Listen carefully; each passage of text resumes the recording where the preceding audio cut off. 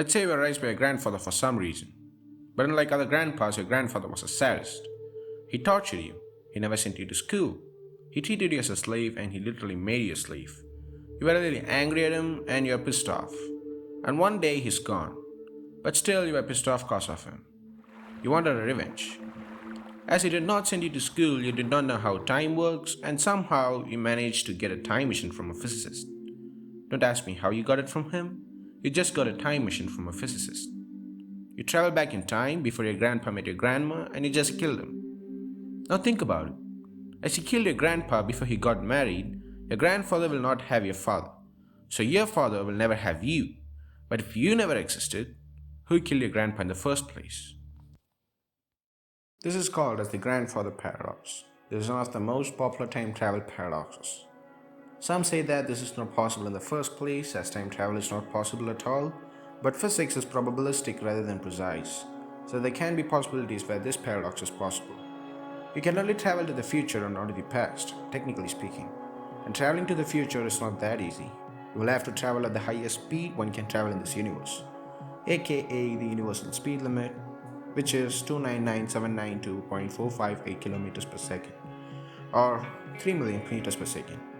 And with that speed, one can come around the Earth 7 times per second, and only light happens to travel at that speed. So even if you figured out a way to travel at that speed, you can only travel to the future and not to the past. Even if you're capable of traveling to the past, it's really dangerous, just like what we saw in the grandfather paradox. And this paradox is purely hypothetical. Yeah, come on. Who will travel to the past to kill his grandfather, putting his life on risk for a damn paradox? So traveling to the past and changing small things can lead to catastrophic events like the end of humanity. That is called the butterfly effect. You ask me how? Let me tell you something. The greatest dictator of humanity, Adolf Hitler, applied for an art school in Vienna in early 1900s when he was young. A Jewish professor in the art school rejected his application, which turned a bohemian artist to a murder of millions of Jews and others. Wasn't that enough? Well, listen to this. Billions of years ago, a large cell swallowed a relatively small cell which transformed into large and smart organisms like humans. Coming back to time travel. Other than grandfather paradox, there are many other paradoxes which question the existence of time travel. For example, the bootstrap paradox, which is when a future event causes the past event which actually becomes the future event and the origin of the event doesn't make sense or remains as a question. I know, it's a mouthful of events. To be clear, listen to this. When you take all of Isaac Newton's work and give it to him in the past when he was resting under an apple tree so that he can just copy them and publish the work. But who found gravity? Of course you did not, because you just gave his papers to him, but Newton just copied what he gave. So, who found gravity for the first time? That's bootstrap paradox. Let's say you made your mind tougher and decided to travel through time. There are many ways to time travel between time periods. Let's assume that you found a spaceship that can travel at the speed of light. But Einstein's equations say that objects traveling at the speed of light have infinite mass and zero length, which is physically not possible. Talking about infinite mass and zero length, the only thing which strikes my mind are black holes. Well, we can time travel just with black holes.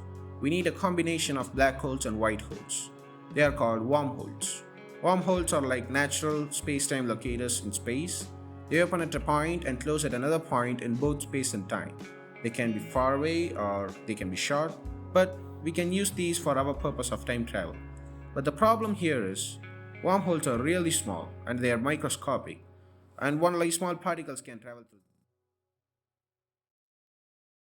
So in a nutshell, we can travel in time in the near future. Maybe we can travel when the world is about to end or millions of years after you're done watching this video, or at least before our sun dries out of energy.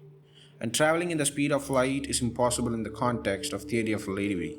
So to prove we can be faster than light, we'll have to prove the theory of relativity is wrong or at least upgraded.